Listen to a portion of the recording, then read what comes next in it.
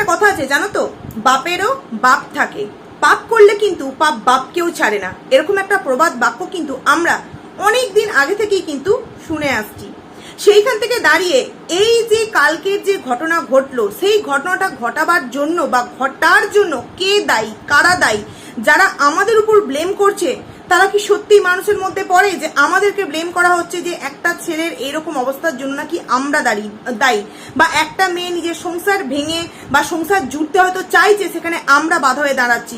সত্যি কি সেটাই বন্ধুরা? সত্যি কি সেটাই?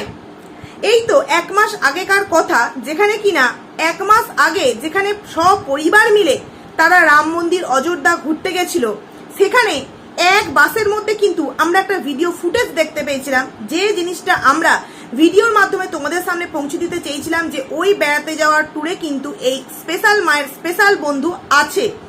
সেখানে আমরা জানলেও বা আমরা বিষয়টাকে তো জানতাম, সেই জন্য আমরা তোমাদের সামনে বোঝাতে চেয়েছিলাম, কিন্তু কিছু কিছু মানুষ আছে ওই দালালের কিছু কথা শুনে আমাদেরকে যা নয় তাই কমেন্টস করে গেছিল।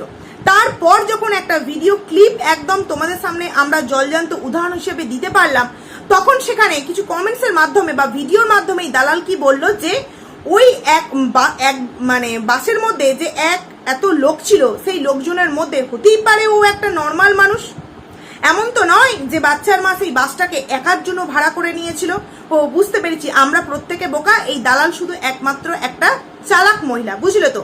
ওই বাসের মধ্যে এমন একজন পার্সনকে উঠতে হলো যে পার্সনটা কিনা নর্মাল মানুষ বলে বোঝাবার চেষ্টা করা হচ্ছে, যার সাথে কিনা বাচ্চার মায়ের পরকীয়ার সম্পর্কে জেরেই আজকে এই সংসারটা নষ্ট হয়ে গেছে। আমরা কেউ দোষী নই, কোনো কন্ট্রোভার্সি ক্রিয়েটারই দোষ নয়, নিজেদের এই অবস্থার জন্য নিজেদের কর্মফল যথেষ্টভাবে কিন্তু দায়ী। সেখানে জাস্ট আমাদের উপর একটা ব্লেম লাগানো হচ্ছে মিথ্যা। বন্ধুরা, তোমরা বিচার করে দেখো তো, যে আজকে সন্দীপদা যেই জায়গায় দাঁড়িয়ে আছে, সেই জায়গায় যদি আমরা কিছু কন্ট্রোভার্সি ক্রিয়েটার প্লাস তার কিছু দিদি যদি তার পাশে না গিয়ে দাঁড়াতো, তাহলে সন্দীপদা আজকে কোথায় তলিয়ে যেত। কারণ কি, ছেলেটা ছিল গ্রামের সহজ সাদাসিধে একজন ছেলে।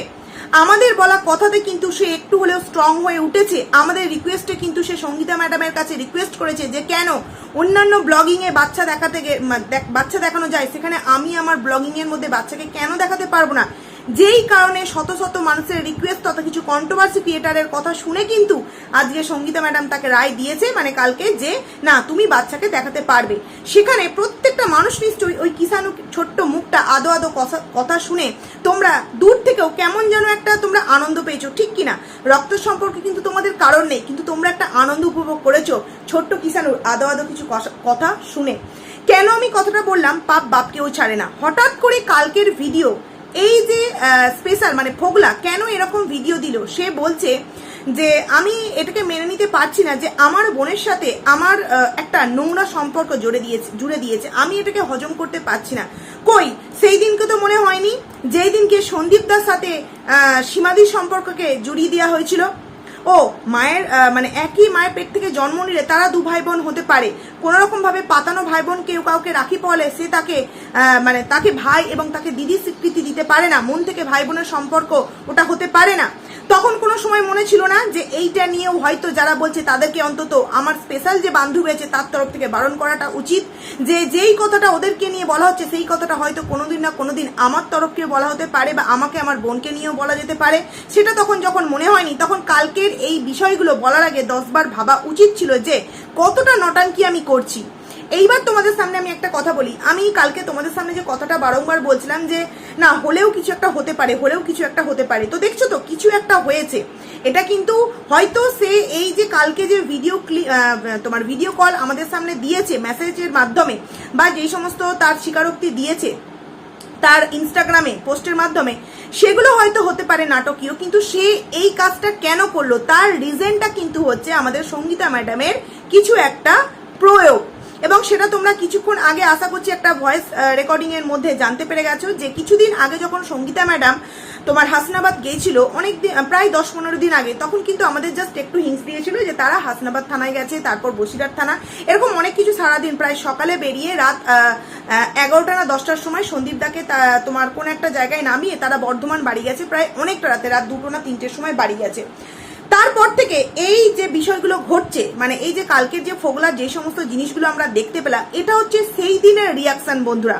সেই দিনের বারবার যে ফোগলা তার ভিডিওর মধ্যে বলছিল যে আমাকে কোনো সমাজসেবক দাদা হুমকি দিয়েছে, আমি কি এতই বাচ্চা যে আমার বাবা মাকে বিনা কারণে কেউ থানার মধ্যে নিয়ে গিয়ে পুড়ে দেবে আর সেটা আমি বিশ্বাস করে নেবো?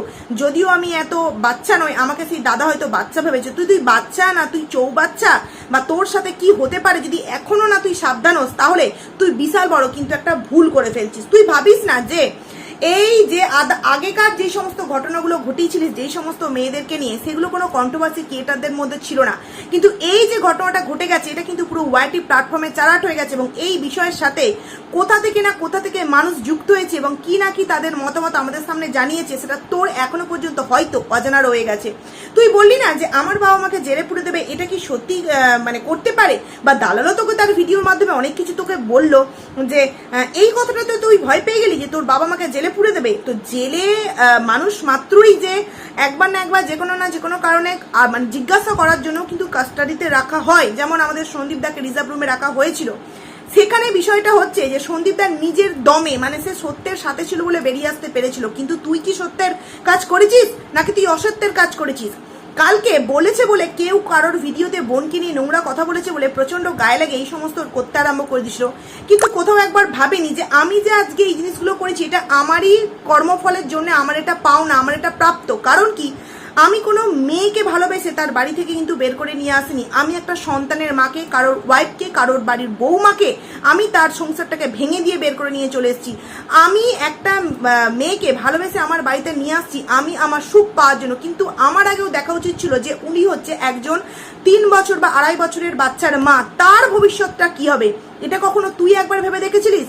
কখনো তুই একবার ভেবে থেকেছিলিস? কালকে তো দালাল নিজের মুখেই বললো যে 1 লাখ টাকা মান্থলি ইনকাম করবে, তুই তো সেই লোভী ওকে ওই বাড়ি থেকে ভাগিয়ে নিয়ে এসেছিলিস। বন্ধুরা, কালকে দালাল ওর ভিডিওতে বলেছে, তোমরা শোনার দরকার নেই, আমি বলছি একটুখানি বিশ্বাস করলেই হবে। আমরা যেই কথাটা বলেছিলাম প্রায় আজ থেকে 6-7 মাস আগে, যে যখনই শুনেছে মান্থলি 1 লাখ টাকা ইনকাম, তখন কিন্তু পটিয়ে পাটিয়ে ইনিয়ে বিনিয়ে কিন্তু এই বাচ্চার মাকে এই ফোগলাকান্ত নিজের জালে কিন্তু জড়িয়ে নিয়েছিল বন্ধুরা। এবং যেই কথাটা এই দালাল জানার সত্ত্বেও এতদিন পর্যন্ত বলেনি, কালকে আমাদের সামনে কিন্তু বলতে বাধ্য হলো যে তুই যাই শুনেছিস 1 লাখ টাকা ইনকাম করে অমনি ওকে তুই কিন্তু তোর জালে পটিয়ে পাটিয়ে নিয়ে ভাগিয়ে নিয়ে চলে এসেছিলিস। তো এটা তোর পাওনাই ছিল, তাই না? আরো কত কিছু ওর কপালে আছে, সেটা জাস্ট ওয়েট অ্যান্ড ওয়াচ। এই বাচ্চার মা কিছুদিন আগে আমাদের সামনে বলেছিল না, জাস্ট ওয়েট অ্যান্ড ওয়াচ। এবার তোরা বা তোদের যেই সমস্ত মানুষগুলো আছে এই ঘটনাটা ঘটাবার জন্য, সন্দীপদার নামে মিথ্যে ব্লেম দেওয়ার জন্য, ভাড়া করা মেয়ে নিয়ে এসে তার জীবনটাকে নষ্ট করবার জন্য, কিষাণুর জীবনটাকে নষ্ট করবার জন্য যে প্রত্যেকে দায়ী, এমনকি তার মাও, কতদূর তাদেরকে মানে টানা হয়, কতদূর তাদেরকে যেতে হয়, কত জোড়া পায়ের জুতো ক্ষয়, সেটা জাস্ট বন্ধুরা তোমরা দেখতে থাকো। তোমরা কি ভাবছো এই যে কালকের ঘটনাটা ঘটেছে এটা নিয়ে কোনো কিছু মানে একদম চুপ না? আমরা আমাদের মতো ভিডিও করছি ঠিক কথা, কিন্তু এই কালকের ভিডিও যেখানে যাওয়ার যেই রকম তাই থেকে মানে তথ্য সংগ্রহ করে বের করার, সেরকম কিন্তু সমস্ত কাজ বন্ধুরা হয়ে গেছে। যেখানে আজকে সে নিজের মুখে বলছে 1 হাতে তালি বাজে না, তার মানে বুঝতে পারছো বন্ধুরা কি ব্যাপারটা ঘটেছে। এই দিক থেকে ডাক দিয়েছে, ওই দিক থেকেও কিন্তু সাপোর্ট হয়েছে, তবেই কিন্তু এই দুটো সম্পর্ক এতটা জোরালো হয়েছে বন্ধুরা। এবার ভাবো, শুধুমাত্র কি সংসারে এতটাই অশান্তি বেড়ে গিয়েছিল যে সে তার একটা ডাকে এত দূর অব্দি এগিয়ে যেতে পেরেছিল? না, সম্পর্কটা ছিল অনেক আগেকারই। আবার যখন নতুন করে সেই সম্পর্ককে ফিরে পেয়েছিল, তখন সেই সম্পর্কে যাওয়ার আগে একটিবারও তারা দুজনেই কেউ দ্বিধাবোধ করেনি বা ভাবনা চিন্তা করেনি, যার বহিঃপ্রকাশ কিন্তু আজকে বা কালকের ফোগলার রাতের ভয়েস রেকর্ডিং এর মাধ্যমে আমরা জানতে পেরে গেছি বন্ধুরা। কালকে এই যে সমস্ত ঘটনাগুলো ঘটালো এই ফোগলা, সে যে কথাগুলো বললো তার আগে তার একবারও মনে ভাবা উচিত ছিল যে আমি যেই মেয়েটাকে নিয়ে এসেছি সেই মেয়েটা তার 3 বছরের সন্তান রেখে, তার 5 বছরের সংসার রেখে আমার কাছে চলে আসতে পারে, যে কিনা 5 বছর যার সাথে সংসার করেছে তাকে ঠকাতে পারে। তাহলে আমার তো মাত্র এই কয়েক মাসের তার সাথে কথোপকথন যা হয়েছে আগে হয়েছে, তাহলে এই মেয়েটা যে আমাকে ঠকাবে না তার কি কোনো রকম কোনো গ্যারান্টি আছে? নাকি ফোগলা ভেবেছিল যে আগের গুলোকেও যেভাবে আমি টোপ ফেলে তুলে তাদের কাছ থেকে সমস্ত কিছু নিয়ে তাদেরকে একদম ছিপড়া করে ফেলে দিয়েছি, একেও আমরা ঠিক সেরকমটাই করতে পারবো? না, সেরকমটা করতে পারবে না। বুঝতে পারলে তো বন্ধুরা, নিজের মুখেই স্বীকার করলো যে এই বাচ্চার মাও নাকি এই বাচ্চার মায়ের স্পেশাল বন্ধুর পাশ থেকে এখন সরে গিয়েছে। কাউকে বিশ্বাস করার আগে না 10 বার ভাবা উচিত যে যেই মেয়েটা নিজের জন্ম দেওয়া 3 বছরের 2.5 বছরের সন্তান ফেলে রেখে 5 বছরের সংসার ফেলে রেখে চলে আসতে পারে, তাদের বাড়ির প্রত্যেকটা মানুষকে ঠকাতে পারে, তাহলে সে কিভাবে আমাকে ভালোবাসবে বা আমাকে যে ঠকাবে না এরকম কোনো গ্যারান্টি দিতে পারবে? কত সুন্দর পরামর্শ দিচ্ছে দালাল যে তুই যদি সত্যিই ওর প্রতি তোর ভালোবাসা থেকে থাকে তাহলে তুই ওয়েট করতে পারতিস, কিছুদিন দাঁড়িয়ে যেতে পারতিস, তুই এক্ষুনি কেন মুখ খুলতে গেলি? তুই বোকামোর কাজ করে ফেললি। ও তার মানে কিষানুকে নিয়ে চলে আসবে, সমস্ত কেস মিটে যাবে, তারপর এসে আবার তুমি তোমাদের মতো করে নতুন সংসার বাঁধবে। মানে বন্ধুরা, যে প্রশ্নটা আমি করেছিলাম যে কিষানুকে কি তার সিঙ্গেল মাদার হিসেবে মানুষ করবে, সেটা যে 100% না ওই তরফ থেকে অ্যান্সারটা, সেটা দালালি কালকের ভিডিওর মধ্যে দিয়ে দিল যে ওয়েট করে বাচ্চাটাকে নিয়ে এসো, তারপর তো তার সাথে কি করা যাবে সেটা আমরা ভেবে দেখবো। তবে দালাল, তোকে একটা কথা বলছি, তুই কিন্তু একটু সাবধান হয়ে যা, কারণ তুই যা বাড়াবাড়ি আরম্ভ করছিস, তোকে ঠেকাবার জন্য আমার মনে হয় তোর পাশে দুদিন পর আর কেউ দাঁড়াবে না, কেউ দাঁড়াবে না। তোর যে ময়ে দাদা, সেও কিন্তু দাঁড়াবে না, কারণ তারও হাওয়া কিন্তু টাইট হতে চলেছে। এইবার আসছি আরো একটা কথাই বন্ধুরা, এই দালালের আজকের ভিডিওতে বলছে যে আমি কিন্তু কারোর নাম রিভিল করিনি, কারোর ছবি রিভিল করিনি, কারোর অ্যাড্রেস আমি রিভিল করিনি। ওই বাংলাদেশের ড্যাশ বলে একটা কথা বলছে, মানে আরস ভাইয়ের সম্পর্কে কথা বলছে, ও কারোর ছবি নিয়েছে। এইবার এই মেয়েটায় যদি ওই মেয়েটা হয়ে থাকে তাহলে তার বাড়ির লোকজন বা সে বা তার যদি হাজবেন্ড থেকে থাকে তারা কিন্তু স্টেপ নেবেই নেবে। তখন কি হবে? এবং সে যেহেতু বাংলাদেশে থাকে, তার যদি কিছু নাও হয়ে থাকে, তার যে ভিডিও যার জন্য করা, মানে সন্দীপ দা, তার ঘাড়ের উপর কিন্তু উঠবে এই মানে জিন্স প্যান্ট বালির ফ্যামিলি মেম্বার্স। ও তাই নাকি? রিয়েলি? তুমি কিচ্ছু বলনি? প্রথম দিন এই আসানসোল এই যে একটা বিষয় নিয়ে নাড়াঘাটা কে আরম্ভ করেছিল বন্ধুরা? এই দালাল। সে তার ভিডিওর মাধ্যমে সুন্দর করে একটা গানের মাধ্যমে আমাদের সামনে বুঝিয়ে দিয়েছিল, আমি সুকন্যা নই অনন্যা, নই গো আমি পড়ি, নই রাজকন্যা। এই সুকন্যা নামটার উপর কিন্তু বারংবার একটা প্রেসার দিয়ে সে বলেছিল, তোমরা বুঝতে পারছো তো, তোমরা বুঝতে পারছো, তোমরা আবার কিন্তু উল্টো পাল্টা ভেবে নিও না। তার মানে সেখান থেকে আমরা কিন্তু ওর ভিডিওর মাধ্যমে জানতে পেরেছিলাম সুকন্যা নামটা প্রথম। তারপর সে কিন্তু নিজের ভিডিওতে বলেছিল যে এই যে সুকন্যা নামক মেয়েটি, সে তার মানে এফবি লিস্ট থেকে, সবাই ফ্রেন্ড লিস্ট থেকে কিন্তু সবাইকে আনফ্রেন্ড করে দিয়েছে। তখনই কিন্তু সবাই গেছিল কিন্তু এই ফ্রেন্ড লিস্ট থেকে, সন্দীপদার ফ্রেন্ড লিস্ট থেকে কিন্তু এই নামক মেয়েটাকে খোঁজার জন্য বন্ধুরা। তার মানে বুঝতে পারছো, এই যে সুকন্যা নামটা দিয়ে এত যে আমরা সার্চ করেছিলাম বা খুঁজতে চেয়েছিলাম, কার কাছ থেকে জেনে? এই দালালের কাছ থেকেই জেনে। তারপরের কথা হলো, এই যে এফবি পেজের যে অ্যাবাউটের যে স্ক্রিনশটটা আমাদের সামনে, বাংলা আসানসোল, এই যে কথাগুলো আমরা যে অ্যাবাউটের মাধ্যমে জানতে পেরেছিলাম, সেখান থেকে তো স্পষ্ট প্রমাণিত হয় যে কে আমাদের সামনে এই সুকন্যা নামক মেয়েটিকে নিয়ে এসেছিল, কে তার সমস্ত কিছু আমাদের সামনে রিভিল করেছিল। তার একটা ছবি ইউজ করে যদি বিশাল বড় মহাপাপ করে থাকে, তাহলে সেই মেয়েটার মানে সমস্ত ভয়েস রেকর্ডিং আমাদের সামনে যে শুনিয়েছিল তার কোনো দোষ হবে না? ও সব চরিত্র কাল্পনিক, মানে ও এটা জানতো যে এরকম কিছু হতে পারে, ওই জন্যই কিন্তু ও ডিসক্লেমার লাগিয়ে সব চরিত্র কাল্পনিক লিখে কিন্তু ভিডিওটা করেছিল। যেখানে কিন্তু আমি বলেছিলাম যে ও কোনো ভিডিওতে এটা দেয় না, কেন এই দুটো ভিডিওতে দিল? কারণ ও নিজেও জানতো যে এরা কোনো না কোনো সময় পাল্টি খেতেই পারে, এবং আমি আমার নিজেকে একদম সুরক্ষিত রাখার জন্য আমাকে এই ডিসক্লেমার কিন্তু এখন ব্যবহার করতেই হবে বন্ধুরা। মানে ও জানতো যে আমি নিয়ে আসলেও আমি তো ডাইরেক্ট নাম নিইনি, সেই কারণে আমি আমার উপর দোষ নেব না, ইনডাইরেক্টলি যাদের বোঝাবার তাদেরকে তো বুঝিয়ে দিয়েছি, এইবার সমস্ত কিছু সেরে নেবে।